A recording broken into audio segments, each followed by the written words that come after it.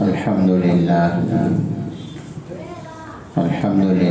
وکفی وسلام علی عبادہ الذین اصطفی اما بعد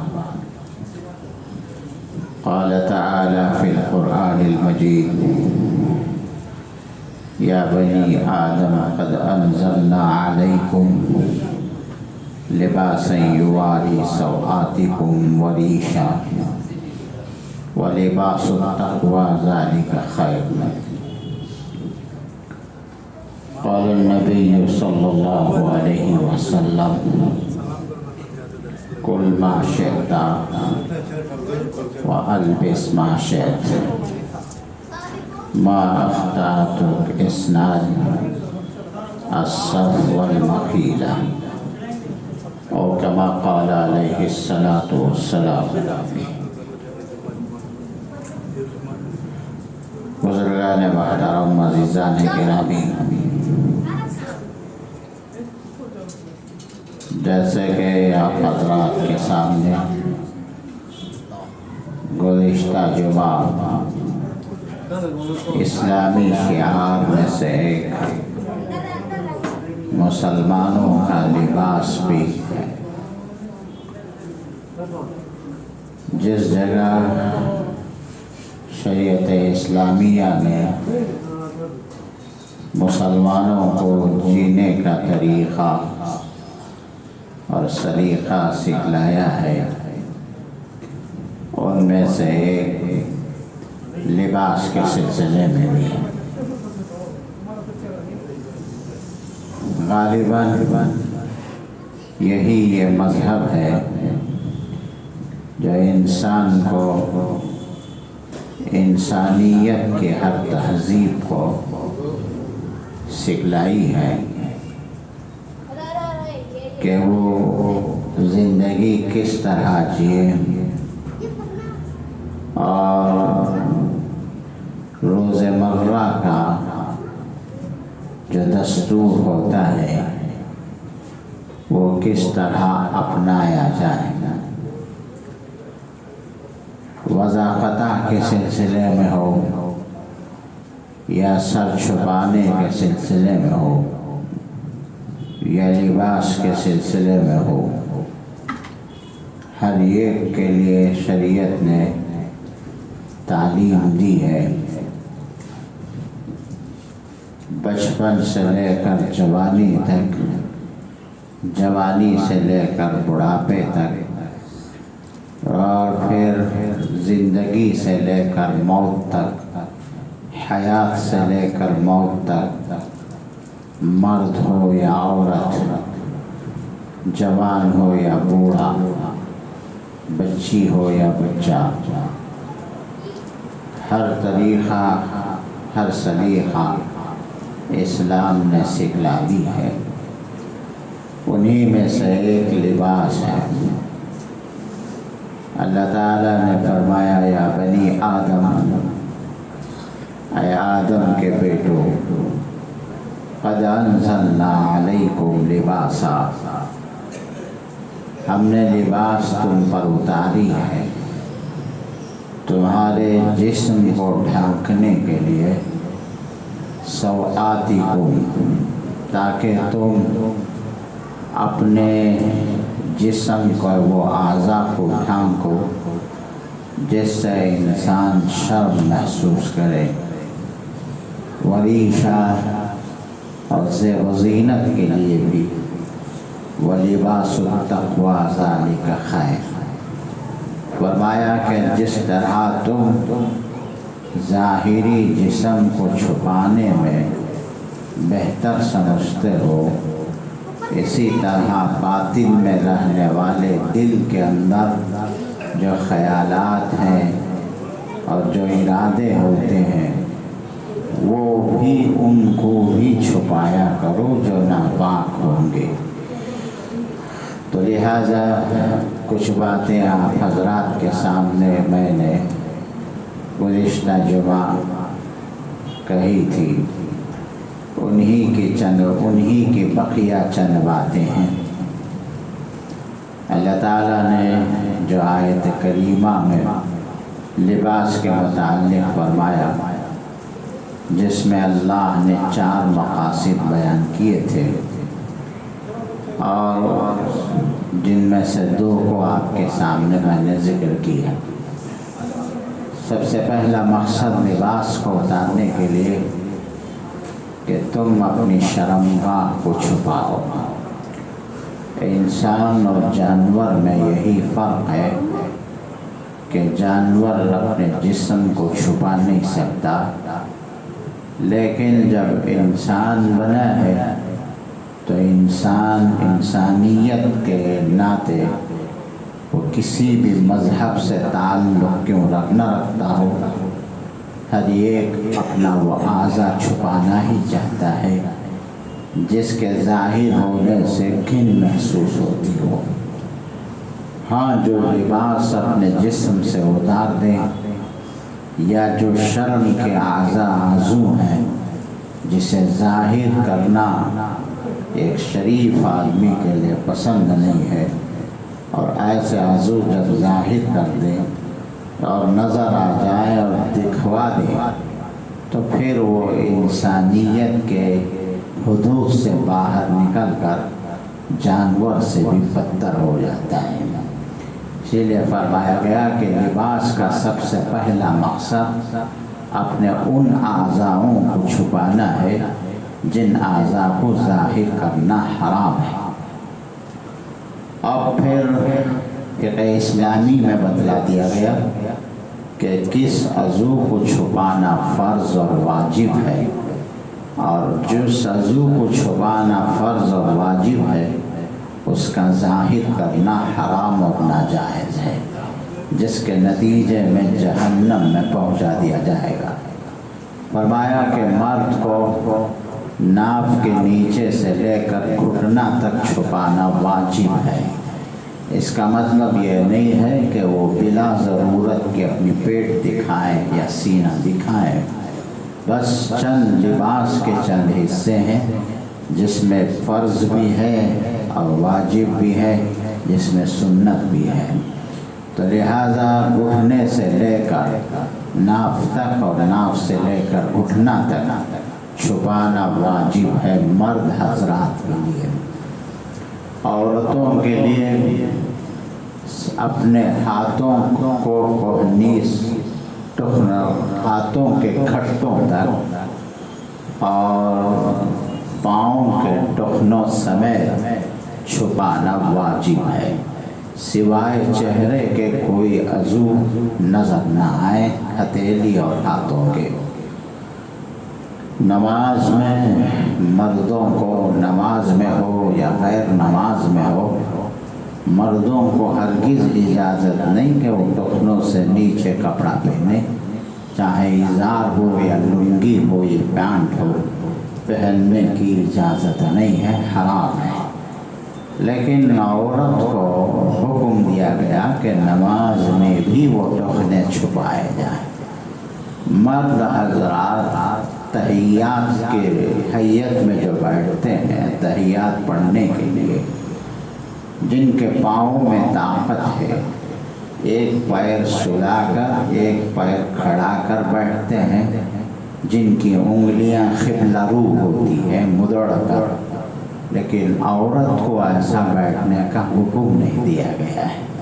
عورت کو حکم یہ دیا گیا ہے کہ دونوں پیر باہر نکال کر بیٹھا جائے تاکہ کوئی عضو کپڑوں کے ساتھ بھی ظاہر نہ ہو، اور عورت کے بال کا ظاہر کرنا بھی ناجائز ہے۔ فقہ اسلامیہ کا مسئلہ ہے کہ چھپانے کے عضووں میں سے ایک عورت کے بال بھی ہیں، لہذا جب اسلام نے اتنے حد تک بتلایا ہے، اب ہم خود اندازہ لگا سکتے ہیں کہ آج کل کی عورتوں کے جو لباس ہیں یا مرد حضرات کے سامنے جو مرد حضرات خریدی گئی ہوئی لباس سے جو عورتیں کپڑے پہنتی ہیں، ایسے کپڑے جس سے عضو ظاہر ہو، سب سے پہلے تو اللہ کے عذاب کا گرفتار وہ مرد ہوگا جس نے ایسا کپڑا اس کو دلوایا ہے، پھر عورت کی طرف عذاب مائل ہوگا۔ نکاح بیاہ میں، شادی اور تقریبات میں جیسے ہم دیکھتے ہیں کہ عورت بنا اور سنگار کر کے، اپنے کپڑوں کی نمائش کر کے، اپنے تمام مذہبوں کو ظاہر کر کے جو نظر آتی ہے، تو غیر مردوں کے سامنے اپنا زیب و زینت، اپنی آرائش، سوار و سنگار کو بتلاتی ہے، جبکہ اسلام نے حکم دیا کہ بیوی اپنے مرد کے سامنے ہرگز میلے کچلے کپڑے کے ساتھ نہ آئے، اور اسلام نے عورت کو حکم دیا کہ تم جب بھی شوہر کے سامنے آؤ گے بناؤ سنگار کر کے آئیں۔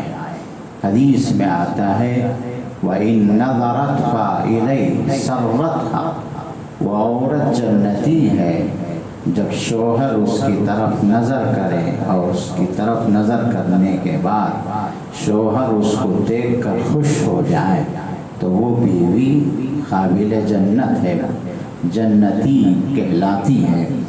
تو لہٰذا اسلام نے حکم دیا کچھ اور ہم نے زندگی بسر کرتے ہیں کچھ اور۔ ہم سمجھتے یہ ہیں کہ اس لباس میں کسی کی روک ٹوک نہیں ہونی چاہیے، لباس ہماری مرضی سے ہونی چاہیے۔ لباس سے کیا فرق پڑتا ہے دین کا اور اسلام کا؟ حضرات، جب ہم ایسا سمجھتے غلطیوں پہ غلطی کرتے چلے گئے، دنیا والوں نے آج کہا کہ تم اپنی ماؤں اور بیٹیوں کے سروں سے حجاب کو اتار دو، اس لیے کہ جب تم خود عمل نہیں کرتے ہو تو پھر کیا ضرورت پڑی حجاب کا؟ اللہ کا یہی دستور ہے، جب مسلمان کسی اسلام کے حکم پہ خلاف ورزی عام طور پہ کرنے لگتے ہیں تو پھر خدا خود دشمنوں کو کھڑا کر کے جو اسلام پر عمل کرتے تھے ان پر بھی آزمائش کی کڑیاں لا کر کھڑا کر دیتے ہیں۔ اسی لیے فرمایا گیا کہ لباس جسم پر اثر کرتا ہے، لباس روح پر اثر کرتا ہے، لباس دین اور اسلام اور اخلاق پر اثر پڑتا ہے۔ عربی کا مقولہ ہے اللباس بالناس، کہ لوگوں کو لباس کے ذریعے سے پہچانا جاتا ہے۔ لباس اگر فیشن کا ہو، لباس ایسا ہو جس سے عورت کے گھٹنے نظر آئیں، جس سے عورت کی چھاتی نظر آئے، جس سے عورت کی پیٹھ اور پیٹ نظر آئے، ظاہر بات ہے کہ ہم آرام سے پہچان لے سکتے ہیں کہ اس کی دین کا بھی کیا حصہ ہوگا۔ اس لیے فرمایا گیا کہ الناس باللباس، لوگ لباس کے ذریعے سے پہچانے جاتے ہیں۔ جیسا لباس پہنتے ہیں اسی طریقے سے ان کو ماپ لیا جا سکتا ہے، ناپ لیا جا سکتا ہے یہ کس قدر اخلاق کے ہیں اور کیسے دین اپنے پاس رکھنے والے ہیں۔ تو اس لیے فرمایا کہ لباس بھی اسلام پر اثر پڑتا ہے۔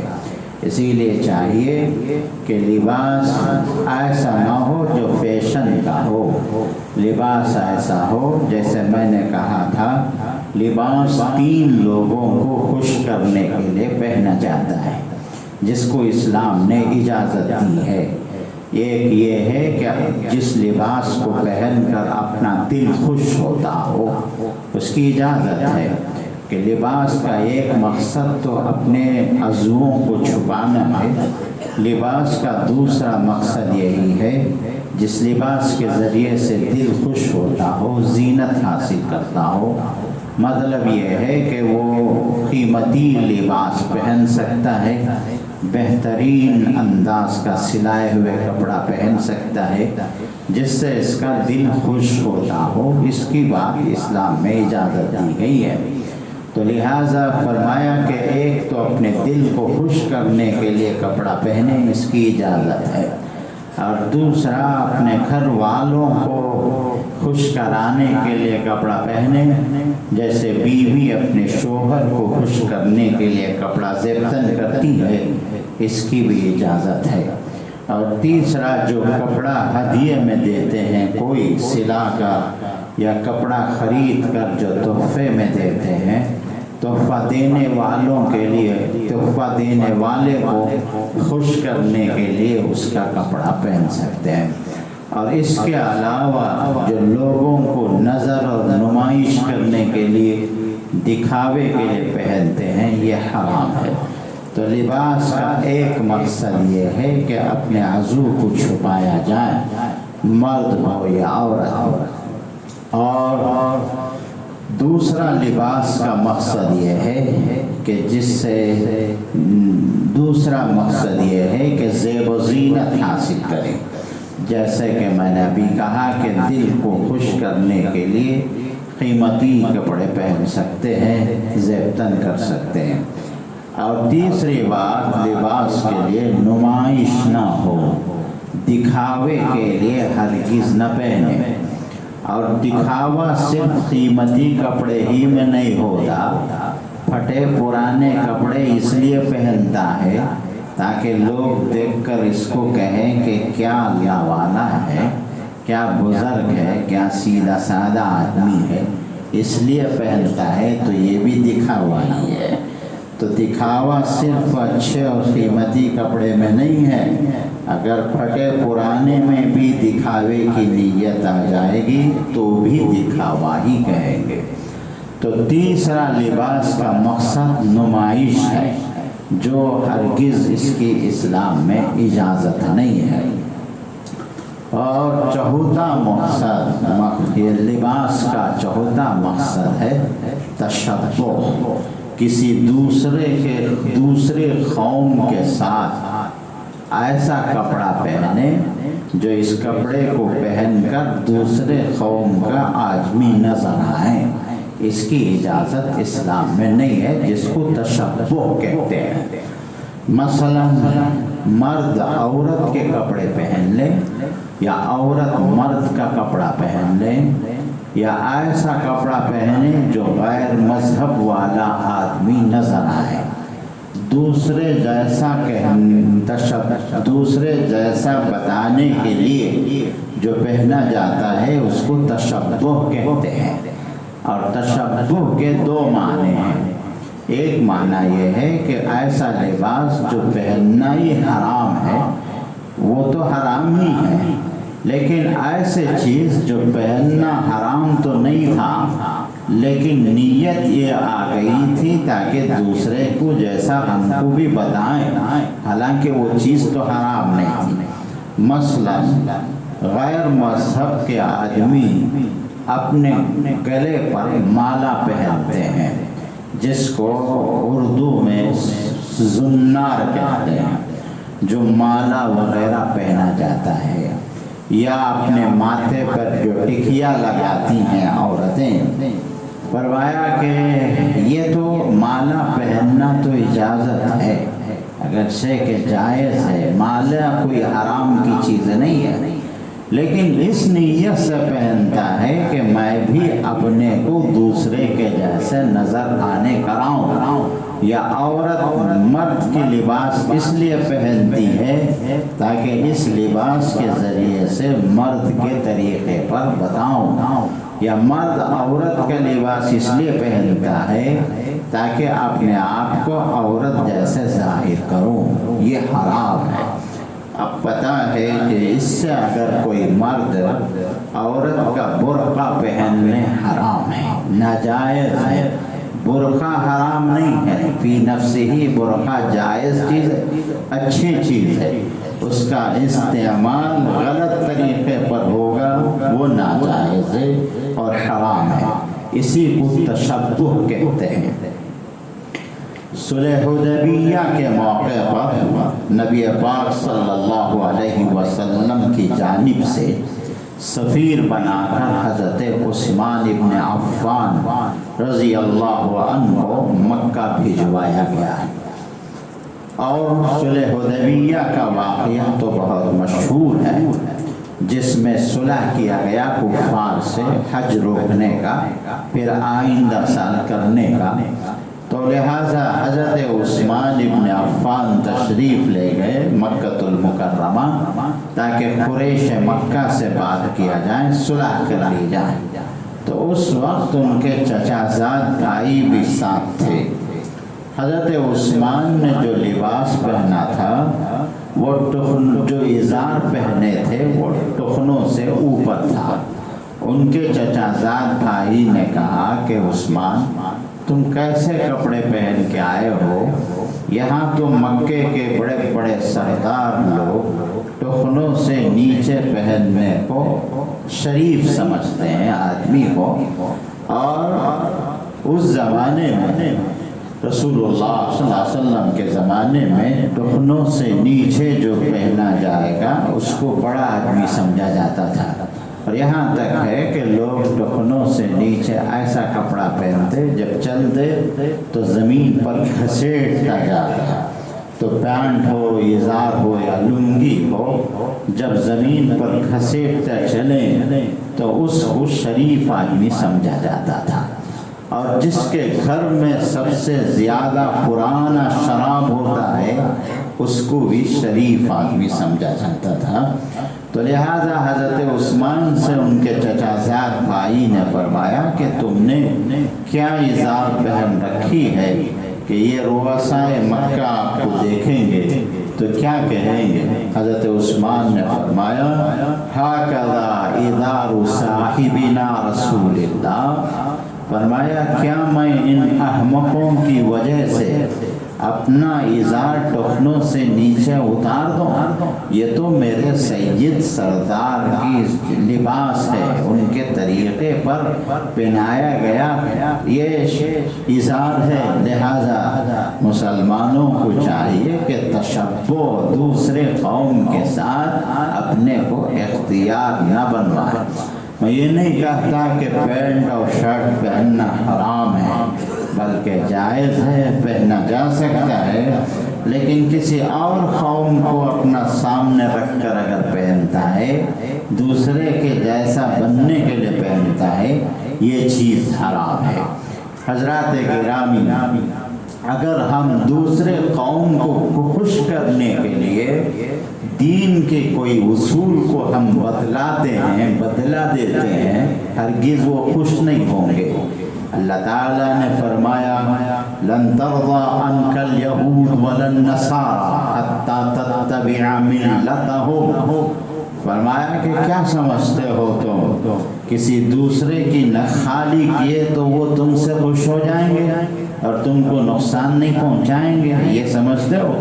ہرگز خوش نہیں ہوں گے۔ لن ترضى عنك اليهود ولا النصارى، نہ تو تم یہودیوں کو خوش کر سکو گے نہ نصرانیوں کو خوش کر سکو گے۔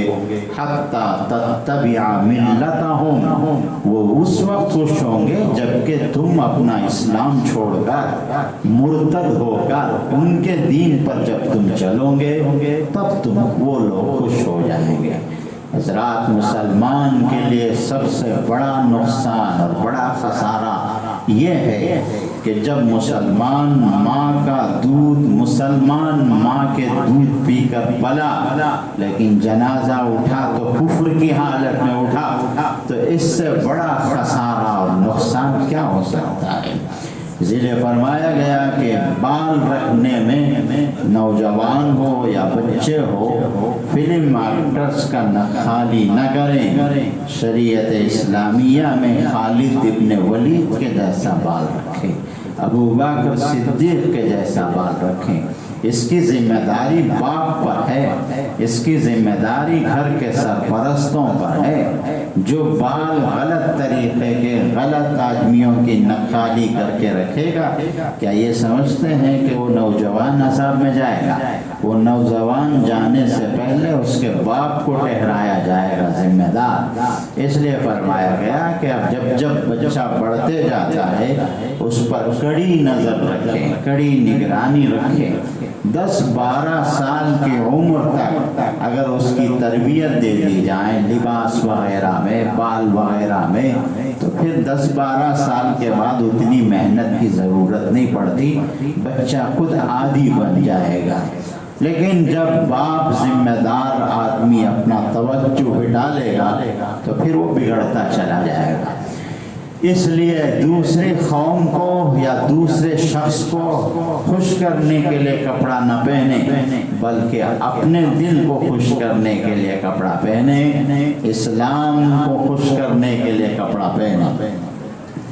آپ جانتے ہیں مغلیہ سلطنت نے ہندوستان کی سرزمین پر 950 سال حکومت کی ہے، اور 950 سال بادشاہوں کا جو لباس تھا وہ شلوار اور قمیص تھی، اسلامی لباس تھا۔ آپ کو پرانی تصویروں میں نظر آ جائے گا کہ اس زمانے کے بادشاہ جو شاہ ظفر ہو یا اکبر ہو، بابر ہو، ہمایوں ہو، ان جو تصویریں ہیں ان کے لباسوں میں آپ دیکھیے یا تو شیروانی ہوگا یا قمیص یا شلوار، یہی ہوں گے۔ جب انگریز نے ہندوستان پر مسلط ہوا تو اس نے بادشاہوں کے لباسوں کو اتار کر ان کے لباسوں کو دربانوں کو پہننے کے لیے دے دیا، واچمینوں کو پہنانے کیوں دے دیا تھا۔ اور جو پکانے والے ہوتے تھے، جس کو اس زمانے میں پکانے والوں کو نیچی نظر سے دیکھا جاتا تھا، تو ان کے لباسوں کو اتار کر واچمینوں کو پہننے کا حکم دیا گیا، پکانے والوں کو پہننے کا حکم دیا گیا، بیربلوں کو پہننے کا حکم دیا گیا۔ یہ بتانا مقصد تھا، دیکھو ہم نے تمہارے بادشاہوں کے جسم سے لباس کو اتار کر، اسلامی لباس کو اتار کر نوکروں کے جسم میں پہنا دیا، ہم کیا کچھ کر سکتے ہیں، یہ انہوں نے بتایا۔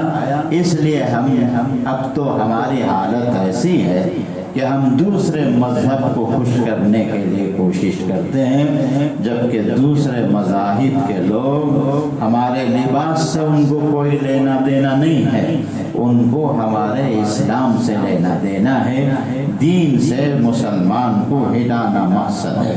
اسی لیے فرمایا گیا کہ لباس بھی روح پر بھی اثر پڑتا ہے لباس کا، اور دین پر بھی اثر پڑتا ہے۔ اب لباس میں سے بہترین لباس کیا ہے؟ رسول اللہ صلی اللہ علیہ وسلم نے فرمایا البسوا من ثيابكم البياض، فرمایا فَإِنَّهَا خَيْرٌ مِّن ثِيَابِكُمْ وَاكْفُنُوا فِيهَا مَوْتَاكُمْ، فرمایا لباس میں سے بہترین لباس سفید کپڑا پہننا ہے، اور اس لیے کہ سفید کپڑا سب سے بہترین کپڑا ہے۔ پیغمبر نے فرمایا وَاكْفُنُوا فِيهَا مَوْتَاكُمْ، فرمایا اسی سفید کپڑے سے تم اپنی میتوں کو کفن دیا کرو۔ اگر کوئی لال کپڑے پہ میت کو کفن دیں یا ہرے کپڑے پہ دیں یا کالے کپڑے پر میت کو کفن دیں، کوئی بات نہیں، مذائقہ نہیں ہے، لیکن بہتر یہ ہے کہ تم سفید کپڑے سے میت کو کفن دیا کرو، اس لیے کہ بہترین کپڑا یہی ہے۔ لیکن اس کا مطلب یہ نہیں ہے کہ پیغمبر نے سفید کپڑے ہی کو پہننے کا حکم دیا۔ اسلام ہمیشہ آزادی پر کبھی بھی چھیڑ چھاڑ نہیں کی ہے، اختیار دیا ہے۔ اس لیے کہ رسول اللہ صلی اللہ علیہ وسلم کے بارے میں ہے کہ آپ ایسے کپڑے بھی پہنے تھے جس میں سرخ لال رنگ کے دھاگے پورے ہوئے تھے، یہ کپڑے بھی پہننے کا حدیث میں ہے۔ اور فتح مکے کے موقع پر رسول اللہ صلی اللہ علیہ وسلم نے جو پگڑی پہنی تھی وہ سیاہ رنگ کا عمامہ پہنے تھے، اور حدیث میں یہ بھی آتا ہے کہ رسول اللہ صلی اللہ علیہ وسلم نے کبھی کبھار ہرے رنگ کے کپڑے سے بھی پگڑی پہنا ہے۔ تو لہٰذا مسلمانوں کو تو یہ لازم نہیں کیا جا رہا ہے کہ سفید کپڑا ہی پہنے، बस सफ़ेद कपड़ा बेहतर बताया गया है। लिहाजा कपड़ा इस्लामी शरीयत के मुताबिक हो, इस्लाम जैसा कहता है उसके बराबर हो, चाहे पैंट पहने चाहे शर्ट पहने, दिखावा मकसद ना हो, नुमाइश मकसद ना हो, बस वो लिबास का मकसद पूरा होगा। तो लिहाजा लिबास के 4 मकासिद हैं। सबसे पहला मकसद अपने सतर को छुपाना है, दूसरा मकसद ज़ेबाइश है, ज़ीनत है, दिल को खुश करना है, और तीसरा मकसद नुमाइश ना हो, दिखावा ना हो, और चौथा मकसद तकब्बुर से बचना है। ऐसा लिबास हरगिज़ न पहने जिससे तकब्बुर पैदा हो जाए। जैसे कि मैंने कहा कि लिबास पहनने से आदमी अगर कीमती लिबास पहनकर ही तकब्बुर आना ज़रूरी नहीं है, टाट पहन कर भी तकब्बुर आ सकती है। जैसे दूसरे को बताना मकसद है तो तकब्बुर ही है। तो इस तरह का लिबास पहनना जो टखनों से नीचे हो, ये भी तकब्बुर की अलामत है। पैगंबर ने फरमाया क़यामत के दिन उस आदमी की तरफ अल्लाह हरगिज़ रहमत की नज़र से नहीं देखेगा जो दुनिया में अपना कपड़ा टखनों से नीचे पहना करता था। और एक हदीस में है कि जो बंदा टखनों से नीचे पैंट जार पहनेगा उसका टखना और पाँव जहन्नम में जाएगा। इसलिए कि ये तकब्बुर की अलामत है। इसलिए हजरात, क्या आफत और मुसीबत हो जाएगी कि टखनों से एक आधा या 1 इंच ऊपर सीने से क्या परेशानी हो जाएगी। अब कोई सीता है टखनों से नीचे और माप देता है टखनों से नीचे और पहनता है फैशन के मुताबिक, तो इसका मतलब यह है कि उसकी नज़र में इस्लाम कोई अहमियत नहीं है, ईमान की कोई अहमियत नहीं है, दुनिया के लोगों की अहमियत है। इस्लाम तो कहता है टखनों से ऊपर पहनो, और ये अपने अमल के ज़रिए से ये कहता है इस्लाम का हुक्म हमें काबिल कबूल नहीं है। इसी तरह हुक्म दिया गया ऐसे टी शर्ट पहनकर, ऐसा लिबास पहनकर आए जिससे उसका अज़ू ज़ाहिर होता हो, ये भी नाजायज़ है। और ऐसे लिबास पहनकर नमाज पढ़ना मकरूह करार दिया गया। और मस्जिद में ऐसे टी शर्ट पहनकर आए जब झुकें तो कमर नज़र आए, और जब झुकें तो वो अज़ू नज़र आए जिसका नज़र न आना चाहिए, या इतना टाइट पैंट पहन कर आए जिससे अज़ू नज़र आए, तो मकरूह होगी वो नमाज। क्या वो बंदा है जो बेसमझ है, शहंशाह के दरबार में आ रहा है, बादशाह के दरबार में आ रहा है, तो कैसे कपड़े पहनकर आनी चाहिए, अज़मत की, शान की। तो लिहाजा लिबास पहनने के 4 मकासिद हैं। एक अपने अज़ू को छुपाना, और दूसरा ज़ेब-ओ-ज़ीनत, और तीसरा नुमाइश ना हो, और चौथा तकब्बुर ना हो। वाखिर दावाना अल्हम्दुलिल्लाह।